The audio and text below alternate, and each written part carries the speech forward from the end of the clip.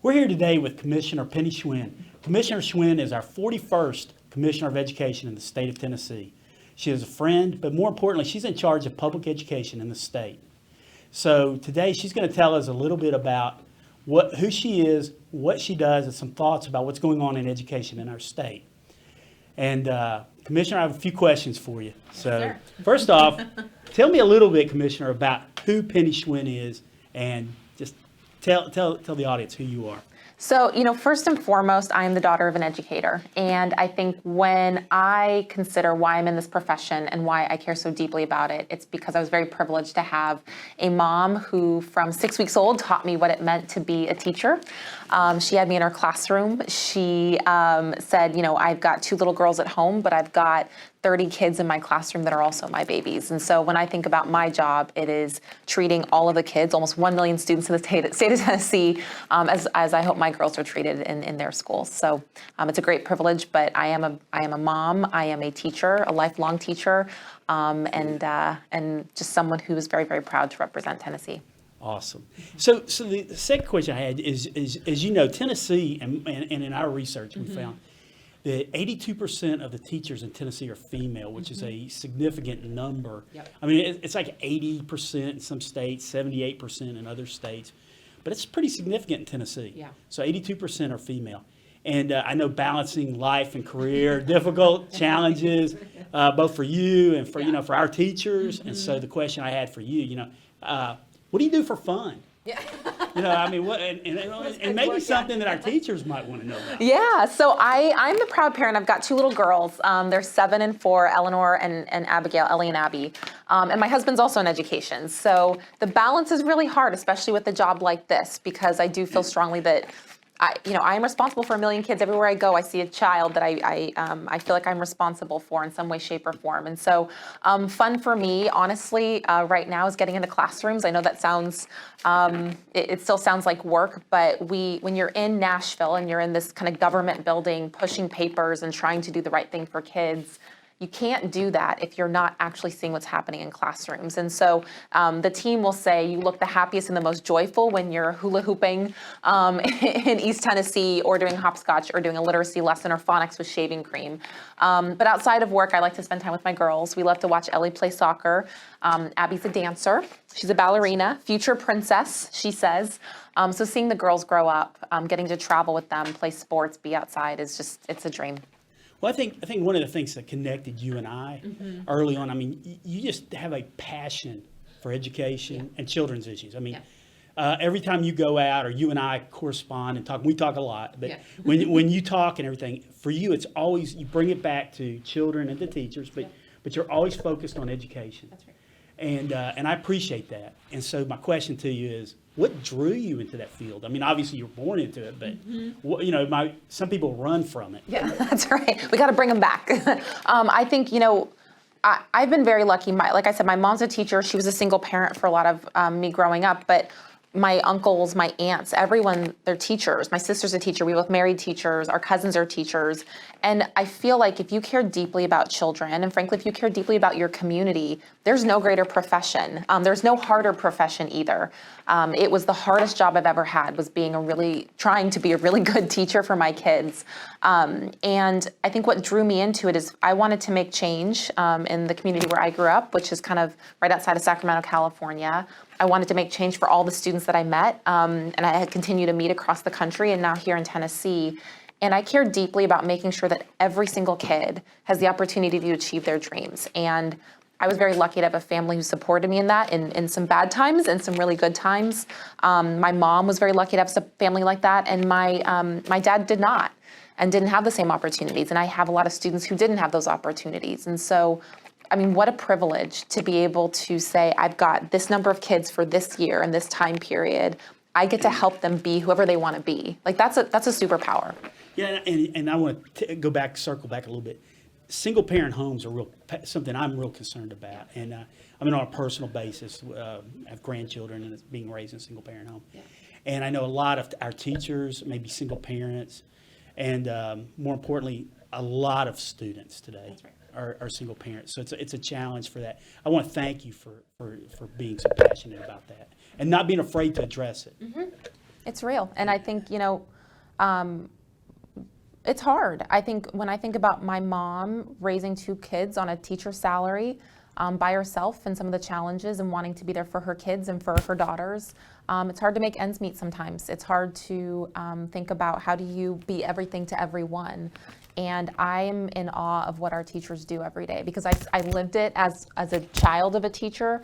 And I know how hard my mom worked because she cared so deeply about the work. And I don't know how you see that and not want to be a part of it. So I appreciate all of our educators out there who are doing the same thing for our kids. It matters. I appreciate you. So let's go back to you're now, as I said, the 41st Commissioner of Education. And, that means a lot of praise. I mean, you get anything goes right, you get credit. Mm-hmm. Everything that goes wrong, you get blamed. So no matter what it is, right. It's the credit and the blame, it falls upon your shoulders. And so for good or for bad. So the question is being Commissioner of Education what you expected? And, and do you enjoy it? So I love it. I wish that the praise should go to the team who's doing the work in the department, and very frankly, the people in the districts who are with our kids every day. They deserve the praise. I should not get any of it. And I think that, being commissioner is a really big responsibility. It is a life choice. And I think the hardest part about the job is literally like if I'm going to the movies or I'm going to the store or I'm driving down the highway and I see students that I think are somewhere between 4 and 20 years old, there is a responsibility that I have to that family to do right by them. And I carry that with me every waking hour. I dream about it. Yeah, right. But it is the hardest job I had was being a teacher. I will say my favorite job I think was being a principal because I got to work with teachers and kids and some of our naughty little kids, which are, everyone has their favorites. I loved the naughty little kindergartners who would hide and we call them runners, the first runner of the year who tried to escape. I always loved that, but I think this job is one where I feel like if I do it right and I make it about teachers and students, because there's nothing else. It is just about the kids we serve and the teachers who serve them. Then we can actually change the conversation, elevate the profession, and make it about what we know it is, and that is making sure we are building the healthiest, strongest communities possible and raising our kids well. Well, and I think if we have those community conversations about raising that conversation about students and teachers, I really believe that we will make our profession attractive and want people to come into it, but more importantly, we will change the landscape for kids. That's right. So I want to do that. So appreciate you for that. We've made quite a few changes in education in Tennessee, some questionable, some needed, some debatable. Here's the question I always ask. I turn it around. Teachers are always told, and public education is always told what they're doing wrong. So the question is, what are we doing right? A lot. And I one of the things I'm so excited about is I get to talk about it. And I think we don't talk about it enough. And it's something we heard in the educator survey, we hear a lot. And so something that is uniquely Tennessee, and I talk about that a lot since I'm new and earning my stripes as a Tennessean. So first and foremost is this is a state that's about family. And Tennessee teachers talk about their kids as if they are family. That is something that I think we don't talk enough about. And as a parent of a child in our public schools, that matters deeply to me. But I think secondly is this is a state where our educators, they want to get better. They're talking about continuous improvement. They're talking about how to do right and more for their kids. It's unlike anywhere I've ever worked, and we are seeing a lot of the results. Our math results are up. We're seeing more and more programs that are supporting our students in a very, very different way. But the mindset and the culture around treating our schools like family, there's something about that it's not maybe tangible, but it is very, very special. Well, and I'll throw in, since an old history teacher, me, we're a lot of Scots-Irish, and for that part of it, Tennessee was founded by that, but a lot of the Scots-Irish who came here, and that's it. I mean, it is a wonderful trait. I mean, it can also make us standoffish, and I know that one of the things I liked about you is that you didn't care, you just plodded in. You day one, and I think I was one of your first people that you met with in the state, and I liked it. You just came straight in, and it was just straight to the punch. And we started talking about kids and teachers, and so I appreciate you for that. Now here's the big thing. I know that you've just undergone the strategic thing, and you're going to be rolling that out in the next couple of weeks, strategic plan, and it's going to be going. And I ask this of everybody, so that's my thing, because it's where I learn myself. And so I got to ask you, what are the 3 greatest challenges facing Tennessee in education? Gosh, so I'm gonna, in our data, I think our strategic plan is really built on the data and trying to support the area. So first and foremost, we've got to elevate the profession of teaching. I think the biggest risk that I see to our public education system is the way we talk about teachers and what we are not doing for our teachers. And so a big part of our plan, an entire pillar, and frankly a lot of where we're putting our big asks is around elevating the profession, compensating the profession, supporting the profession, and giving teachers what they need to do what they do best. I'm very concerned about the rhetoric around the profession. And so ideally, we would like to completely shift and say that being a teacher isn't just a noble profession, it is a great one. And ideally that we can say it's one that supports the families. I think that is the biggest concern I have. And second is what I've heard from the educator survey, and that's around mental health and whole child. We see an uptick in students who bring firearms to school, more bullying, more suicides than ever before. Addiction in communities is really entering into the classrooms, and it's making it hard as a teacher to serve the academic needs, but also the non-academic needs of our kids. And we've got to do better, because our teachers have got to be able to teach and not to be the social workers and the counselors and the police officers and the parents. I'm very concerned about that, and I think our kids need more, and it can't just fall on the one person in the classroom. It has to be everybody coming together, and so we're gonna be putting some big bets there too. Good. Yeah. So the and we address it. How would you've identified that? Here's I bring it back home. How will that impact? And I know that you and I've had this conversation. Almost every time we talk, we talk about salary. Yes, and, that's right. And that's one of our big things. And I know that from you, and I know talking to Governor Lee's people, but particularly through you and on your effort, and you need the credit for that part of it. And I know credits, whatever, but you are going to promote. I mean, you're really going to push for strong teacher increases in salary. Yes. And it's going to continue, and we want to make sure it reaches the teachers. That's right. And I think, the hard conversation is that there was a 2.5% increase, but if we don't tie that and say that has to go to the pockets of the people in the classrooms, then we can't say that it was a 2.5% increase. And so if we're going to be competitive, if we're going to treat teachers like the professionals and leaders that they are, and the work that they're doing to build our economy, our state, and our communities, we have to compensate them accordingly. And so our strategic plan, it is about teachers, because teachers are about kids. And so what you will see when we get to release the details in just a couple of weeks is that this is a plan that's saying we're making Tennessee the place in the country to become and remain a teacher, period. And that's going to be a lot of work. It's going to be a lot of resources. But I do believe, especially under this governor, and I think with the number of supports, and I think you've been such an important voice in that, in helping to move this along, that Tennessee is going to be the only place in the country anyone could possibly want to teach. That is my goal, and that teachers feel like we have their back, because we do, but we have to show it. It can't just be words. And I appreciate that, and so thank you for that part of it. Now I want to get into. You and I both spent time in the classroom, and that was part of the effort. And we hear a lot from a lot of classroom teachers and everything else. A lot of legislators and policymakers have never spent a day in that. I had people who critical of public schools. I've had people that are elected officials critical of public schools, and I always tell them one thing: spend a day there. Yeah. Have you substituted? Have you spent a day in the classroom? So going back to that. The number one issue and we're doing our survey this year. Number one issue last year was classroom discipline. Yep. The second issue was school culture, Yep. which I could turn out. The main thing with school culture is they don't feel welcomed into the school. Yeah. But in the school discipline, and it came up that what can the state do to help with tracking student discipline issues? There's an idea afloat that's out there that any time that there's a referrals made, or whatever, that somehow the state's tracking that. But more importantly, I understand one or two kids may have behavior issues and documented behavior issues, and we deal 45 minutes out of a school day with that child, and it's taken away from time. But what about the kids that are having their time lost? Yep. And actually, how many minutes are actually lost on student discipline issues? Is there anything you can think of that we could do here? Yeah, so I mean, there's a couple things. So I think going back to even just having the awareness at school, it's not the same as it was 10, 20, 30 years ago.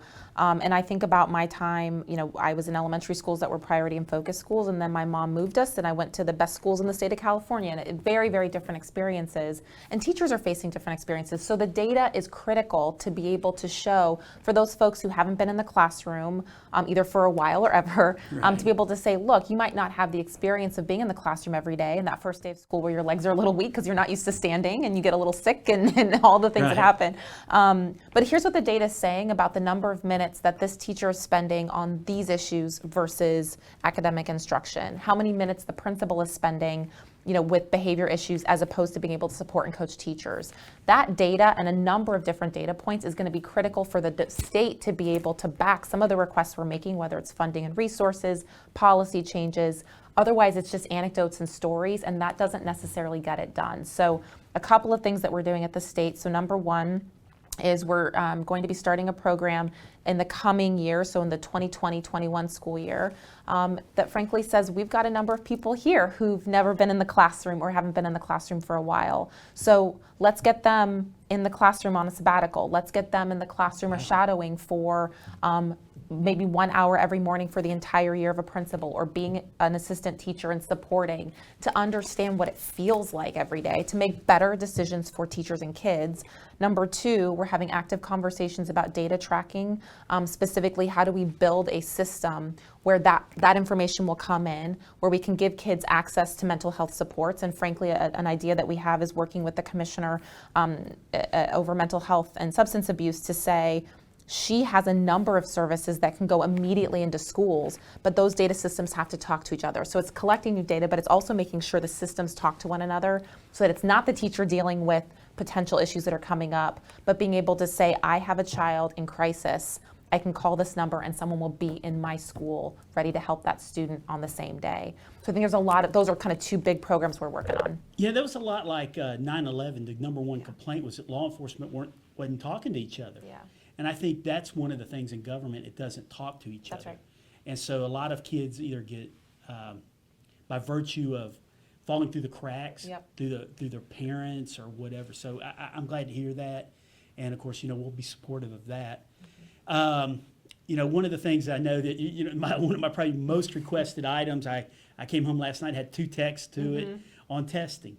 So, where are we at on testing? I'm just going to ask it like that. And I know we're getting a new vendor, and, can I get an update? Yeah. Testing. So a couple things. So we do have a new vendor for the administration. The vendor's Pearson. I think Pearson has a nationally known reputation for being able to get tests done. It will be paper pencil this year. I think that was a little bit hard. I will say it hurt my heart a little bit to do it, but the idea is that we need to learn the lesson of a new vendor needs time to set up and be ready. So let's do that. And then we'll go back online after this coming year. We're working very closely with Pearson. They are at schedule or ahead of schedule in all of the metrics. We've got a lot of redundancy set up. I'm really excited about that. And we have a new RFP that's going to go out around item development. So that'll be the actual content of the tests. What I'm really excited about for that is that we're asking for more items to be developed. We're having more teachers review the items and be part of that review process than ever before. And it's going to allow us to build formative and interim assessments fully free to districts so that they're able to see the actual items and use them for practice and in instruction, because assessment can't be a gotcha. It can't be a one and done on one day.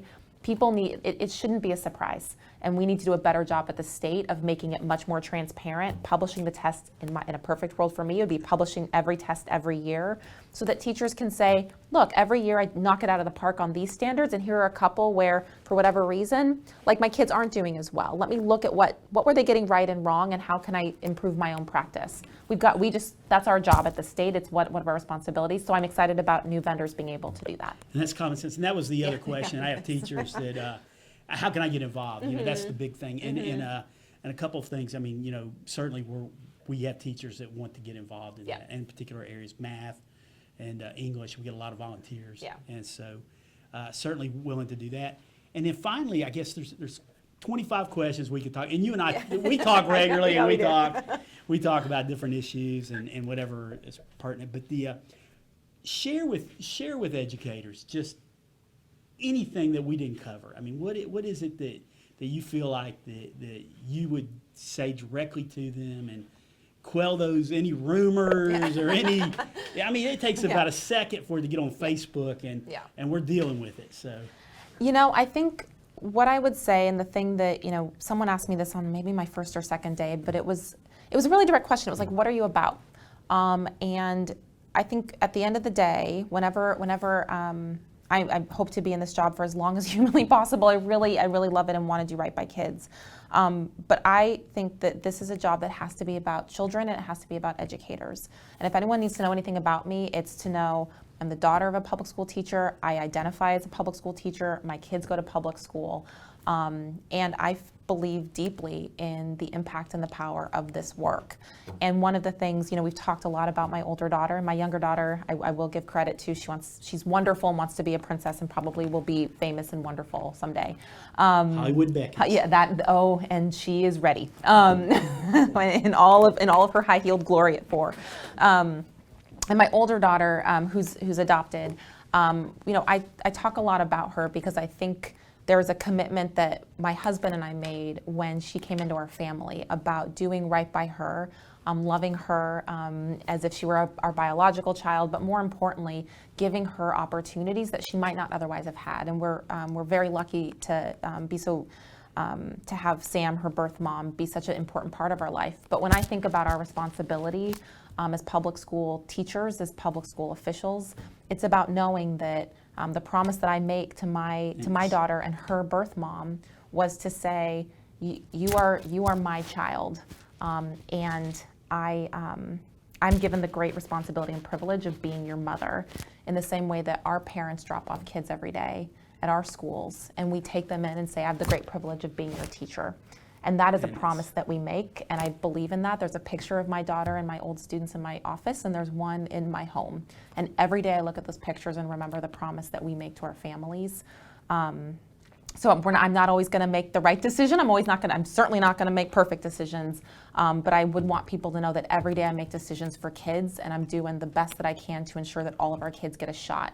And I welcome the feedback. I welcome the criticism, if it makes me better. And I think keep an open mind that if we make a bad decision, we can always make it right. And if we make a good decision, let's build on those. But at the end of the day, it has got to be about our kids. And that is all that matters to me. Every decision is about them. That's awesome. Thank you, Commissioner, for your time. Appreciate your time. Thank you.